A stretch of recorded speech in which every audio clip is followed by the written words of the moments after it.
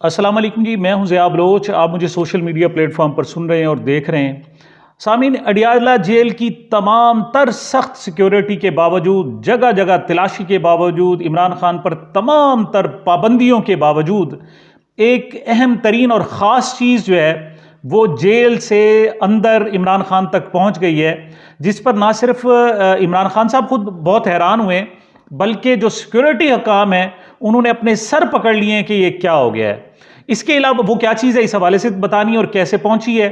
और इसके अलावा जनाब इमरान खान साहब का पहला पैगाम आया है अडियाला जेल से, कौम के नाम पैगाम आया है। देखें, अब तक इमरान खान साहब पर जो भी सख्तियां की जाती रहीं, उनको जनाब अदालत पेश नहीं किया गया, उनका कोई तस्वीर ना आ जाए, उनकी कोई वीडियो ना आ जाए, कोई मैसेज ना आ जाए, पैगाम ना आ जाए, यानी अब तक मुसलसल सख्तियां की जा रही हैं और तकरीबन 3 महीने होने वाले हैं और उन इमरान खान तक मुकम्मल एक्सेस और रसाई भी नहीं दी जा रही।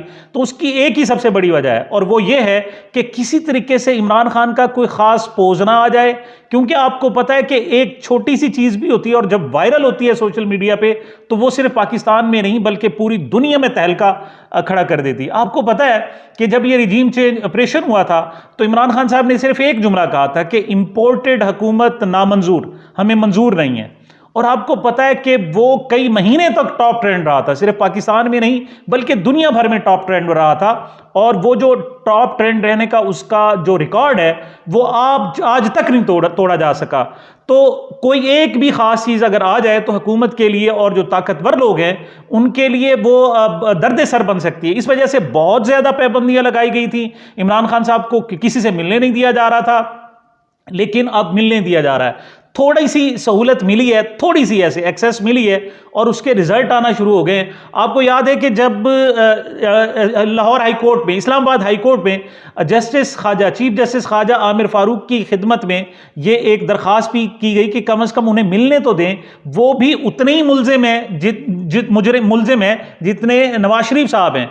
नवाज शरीफ की सजा मुअत्तल हो गई है, बल्कि उनकी तो पंजाब हुकूमत ने मुअत्तल की हुई है, यहाँ इस्लामाबाद हाई कोर्ट ने उनकी मुअत्तल की हुई है और दूसरे में उनकी सजा अभी तक मौजूद है। इमरान खान उसके मुकाबले में कम मुल्जिम है और जो बड़ा मुजरिम है उसको तो सहूलतें दे रखी हैं, उसको प्रोटोकॉल दिया हुआ है, लेकिन एक दूसरा जो वजीर आजम है उस पर जुल्म किया जा रहा है। तो इस पर उन्हें कहा गया था कि हफ्ते में कम से कम 6 दिन मुलाकातों की इजाजत दी जाए, लेकिन 3 दिन मुलाकातों की इजाजत दी गई थी जी। 2 दिन, हफ्ते में 2 दिन वकला मिल सकते हैं और 1 दिन जो है वो उनके अहले खाना मिल सकते हैं, उनके रिश्तेदार या जो लोग जिनको वो रिकमेंड करेंगे वो मिल सकते हैं। अच्छा, इस मौके पर चीफ जस्टिस ख्वाजा आमिर फारूक साहब ने एक खास तौर पर कहा, उसने कहा जी कि ये जो मुलाकातें हैं इन मुलाकातों का गलत इस्तेमाल नहीं होना चाहिए। अब वो गलत इस्तेमाल क्या है आप खुद समझते हैं कि कोई पैगाम नहीं जाना चाहिए बाहर, अंदर से उसकी कोई फोटो नहीं जानी चाहिए, कोई मैसेज नहीं जाना चाहिए, कोई आवाज नहीं जानी चाहिए, कोई और किसी हवाले से कोई साइन और सिम्टम बाहर नहीं जाना चाहिए, क्योंकि चला गया और अगर वो वायरल हो गया, और एक्सपेक्टेड भी यही है कि जब भी कोई चीज़ इमरान खान की बाहर आएगी तो वो वायरल ज़रूर होगी। उनके हाथ से लिखी हुई हो, उनका कोई ख़ास चीज़ हो, उनकी वॉइस मैसेज हो, उनका पैगाम हो, उनकी तस्वीर हो, कुछ भी हो, वो दुनिया भर में उसने वायरल बहुत ज़रूरी होना है। तो ऐसे में जनाब जिसका खदशा था वही हो गया है कि इमरान खान साहब का पहला पैगाम जो है वो जेल से बाहर आ गया है और उसको बाकायदा क्लेम करके, बाकायदा जो पीटीआई का ऑफिशियल ट्विटर अकाउंट है उस पर उसको शाये कर दिया गया। वो पैगाम है जनाब, उसको अगर 4-5 पॉइंट्स में हम जनाब तकसीम कर लें तो खान साहब जनाब कहते हैं कि ये जो लंदन प्लान था वो लंदन प्लान नहीं था, बल्कि वो लंदन एग्रीमेंट था। उसमें एग्री किया गया था, एग्रीमेंट किया गया था, एक मुआहदा किया गया था कि इमरान खान साहब को हटाना है, नवाज शरीफ साहब को वापस लाना है, उसके सारे केस खत्म करने, इमरान खान साहब पर केसेस करने, इमरान खान को नाअहल करना है, इमरान खान को जेल में डालना है और जब तक इलेक्शन हो नहीं जाते उस वक्त तक जेल में डाले रखना है और हो सकता है उसके बाद भी जेल में डाले रखा जाए और नवाज शरीफ साहब को वजीर आजम बनाया और उसके इक़्तिदार उनको देना है, उनको पवित्र करके, उनको जनाब नैब के में ही पाको साफ करके, सैनिटाइज करके उनको जनाब पेश किया जाना है। लेकिन इमरान खान का कहना यह था कि ये सारा कुछ मर्जी कर लें, 2 चीजें सिर्फ रुकावट है। नंबर 1, एक तो कहते हैं कि मुझे अवाम पर भरोसा है, बड़ा 100% भरोसा है कि वो वोट जो है वो जब भी इलेक्शन हुआ वो वोट जो है पीटीआई को देंगे और वो मेरी मोहब्बत को भुला नहीं सकेंगे। मैंने उनके साथ जो वफा की है और मैंने जो अपने 27 साल 28 साल दिए हैं अपनी कौम को, जो सिर्फ सियासत के हैं, और उससे पहले 20-25 साल मैंने कौम को क्रिकेट के दिए हैं और मैंने अपनी ज़िंदगी वक्फ की है। तो मुझे यकीन है कि इंशाअल्लाह जब भी मौका मिला कौम मेरे साथ खड़ी हुई है और खड़ी रहेगी। तो पहली बात तो ये कहते थे इलेक्शन पीटीआई जीतेगी। दूसरा वो कहते हैं जी इनके बस में है जो कुछ मर्जी कर लें, ये मुझे अजियतें दे लें, मुझे चक्की में डाल दें, कसूरी चक्की में डाल दें, मुझे जाली मुकदमात कर लें, 186 मुकदमात कर लें, मुझे उम्र कैद दे दें जो कि अभी तैयारियां की जा रही हैं। और साइफर केस में तो यहां तक की तैयारी की जा रही है, डराया जा रहा है कि उनको फांसी भी दी जा सकती है। बहरहाल ये जो कुछ मर्जी कर लें, तो ये मुझे झुका नहीं सकते। मैं इनके सामने हार नहीं मानूंगा, मैं इनसे डील नहीं करूंगा, मैं मुल्क से बाहर नहीं जाऊंगा। नंबर 1 अवाम मुझसे वफा करेगी और मैं बेवफाई नहीं करूंगा, मैं डील नहीं करूंगा। ये दो बातें मुझसे नहीं मनवा सकते। इसके अलावा ये जो कुछ मर्जी करते रहें, ये करते रहें। तो उन्होंने जनाब कहा है कि ये लंदन प्लान नहीं था, एग्रीमेंट था जिसकी ये शिकें थी जो मैंने आपको बताई हैं। अच्छा, दूसरी उन्होंने कहा जी मैं बाहर नहीं जाऊंगा, सवाल ही पैदा नहीं हो सकता। मुझे जो जितनी मर्जी मुझ पर मजीद भी इम्तिहान डाल दिए जाए, मैं जिंदगी की आखिरी सांस तक पाकिस्तान सरजमीन पर रहूंगा और मैं वतन में मरूंगा, वतन से बाहर जाना पसंद नहीं करूंगा। तीसरा जनाब उन्होंने कहा है कि उन पर जितने भी मुकदमात हैं उन्होंने ऑफर की है कि टीवी कैमरे के सामने लाएं, मेरे सामने टीवी कैमरा रखें, पूरी कौम को दिखाएं। अगर मैं गंदा हूं, मैंने करप्शन किया है, मैंने गलत काम किया है, मैंने बेवफाई की है, मैंने मुल्क से गद्दारी की है, जो कुछ भी किया है कौम को बताया जाए। क्यों नहीं बताते हो, क्यों जनाब छुपाते फिरते हो? तो उन्होंने जो तीसरा पॉइंट है जनाब, उन्होंने कहा जी टीवी कैमरा ट्रायल होना चाहिए। अगली बात जनाब उन्होंने जो की है वो इंतहाई सख्त है। वो कहते हैं जनाब कि अभी तक मैं ठीक हूं। उन्होंने अब तक कहा जी अब तक मैं ठीक हूं और मुझे कोई बीमारी नहीं है, कोई ब्लड प्रेशर नहीं है, कोई शुगर नहीं है, कोई मसला भी नहीं है, और बल्कि मैं एडजस्ट कर चुका हूं। लेकिन मुझे खदशा है कि मुझ पर जब ये नाकाम हो रहे हैं, हर हवाले से मुझे झुकाने में, मुझे तोड़ने में, नीचा दिखाने में, मेरा सर नीचा करने में ये नाकाम हो रहे हैं, तो अब ये फ्रस्ट्रेशन का शिकार हैं। अब ये मुझ पर एक तीसरी अटेम्प्ट कर सकते हैं। 2 अटेम्प्ट मेरी जब मैं जेल से बाहर था उस वक्त हो गई थी, अब मुझे खदशा है कि मुझ पर तीसरी अटेम्प्ट की जा सकती है, और वो 2 तरीके हो सकते हैं। नंबर 1 तो स्लो पॉइजनिंग दी जा सकती है, उन्होंने कहा है, और मुझे मतलब कोई चीज़ ऐसी देते रहें जिनकी वजह से मेरे कब्बा जो है वो मुस्महिल हो जाएं और मैं कमज़ोर पड़ता जाऊं, मेरी ज़हनी साइकी, मेरी आवाज़, मेरी सोचने की सलाहियत ख़त्म होती जाए, ऐसा हो सकता है। और दूसरा ये भी हो सकता है कि फिजिकली भी मुझ पर अटैक हो सकता है जेल में। तो इन खदशात का उन्होंने मुजाहरा किया। और आखिरी बात जो उन्होंने की है, उन्होंने कहा जी मैं अब कौम से कहता हूं कि बहुत हो गया, अब वो अपने हक मांगने के लिए खड़े हो जाएं और वो कन्वेंशंस करें, वो बाहर निकलें और वो खुलकर पूरी दुनिया को बताएं कि यहां पाकिस्तान एक डेमोक्रेटिक मुल्क है और यहां हम डेमोक्रेसी चाहते हैं, यहां हम किसी किस्म की आमरीत पसंद नहीं करेंगे।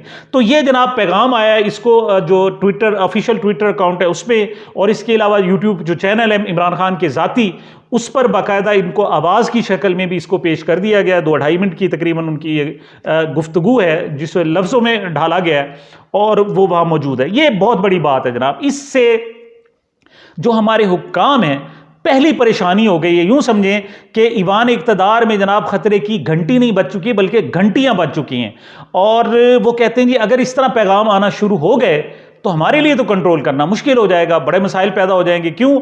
वो मेन स्ट्रीम मीडिया पर, इलेक्ट्रॉनिक मीडिया पर, वो सोशल मीडिया पर, जो प्रिंट मीडिया उस पर जनाब इसको कंट्रोल कर सकते हैं, लेकिन सोशल मीडिया पर इसको कंट्रोल नहीं किया जा सकता।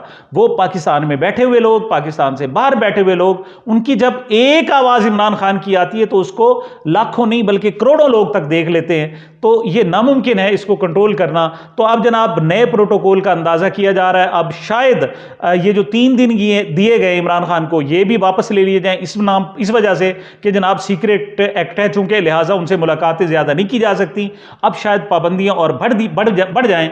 लेकिन अब पूरी दुनिया को चूंकि पता चल चुका है इनकी सारी जमहूरियत का, इनके वादा माफ गवाहों का, वो तमाम लोग जिन पर FIR थी, फरूख हबीब जी ये सबसे बड़ा मेन कल्प्रिट है जनाब, अंदलीब अब्बासी जनाब, ये जो खदीजा शाह के साथ बैठी हुई है, खदीजा शाह की तो जमानत मंजूर नहीं होती, थी वो बाहर फिर रही है, उसको जनाब सारी की सारी जनाब छूट दे दी गई। उस्मान डार की देखें, सदाकत अब्बासी की देखें जनाब, इवन शेख रशीद साहब भी बाहर आ गए, अगरचे उन पर कोई इतने बड़े इल्जामात नहीं थे लेकिन वो सारे आ गए।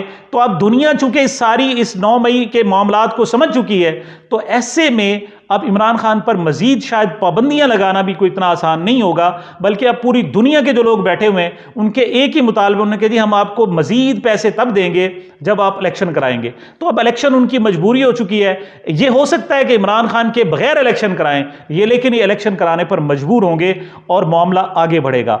अच्छा जी, दूसरी बात जो है कि क्या दूसरी एक, ये तो मैंने बताया कि उनका पैगाम बाहर आया, और पैगाम सिर्फ उन्हीं का नहीं आया बल्कि उससे पहले सनम जावेद का एक उर्दू में खत आया था जो 6 लाइनों पर मुश्तमिल था। उसके बाद खदीजा शाह का जनाब एक खत आया जो अंग्रेजी जुबान में था और 2 सफ़ात पर मुश्तमिल था।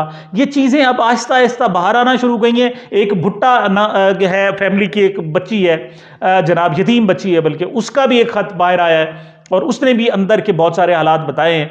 तो अब आहिस्ता आहिस्ता जो एक ग्रिप थी हुक्मरानों की और ताकतवरों की, वो जेल पर भी कमज़ोर होती जा रही है और खान साहब की आवाज़ अब बाहर आना शुरू हो गई है। इसको देखते हैं कि कैसे कंट्रोल करते हैं। बहरहाल ये बहुत बड़ा सेटबैक है। दूसरी बात जनाब, एक अहम तरीन चीज़ जनाब जेल के अंदर पहुंच गई। ये तो जेल से बाहर आई है ना, जेल के अंदर पहुंच गई। आपको पता है कि उस वक्त जो इमरान खान साहब हैं उनको कमरा अदालत में जो जेल अडयाला जेल के अंदर है वहां भी पेश नहीं किया जाता, सिर्फ इस वजह से कि जी इमरान खान के जो वकील हैं उनसे इमरान खान को खतरा है। तो ये 2 तरफा जनाब अजीब सा तमाशा है, अजीब सा जनाब मंतिक है। तो हुआ ये जनाब कि एक फूल जो है वो इमरान खान साहब तक पहुंच गया। वो कैसे पहुंचा है? वो पहुंचा है जी बजरिया शेर अफजल मरवत के जरिए। अच्छा, वो कहते हैं जी हमारी भरपूर तलाशी लेते हैं, स्कैनिंग करते हैं, हमारे जनाब बिल्कुल सब कुछ जनाब वो एक एक चीज़ देखते हैं, लेकिन वो कहते हैं जी मैंने जो फूल वो अपने जनाब कोट पर लगाया हुआ था।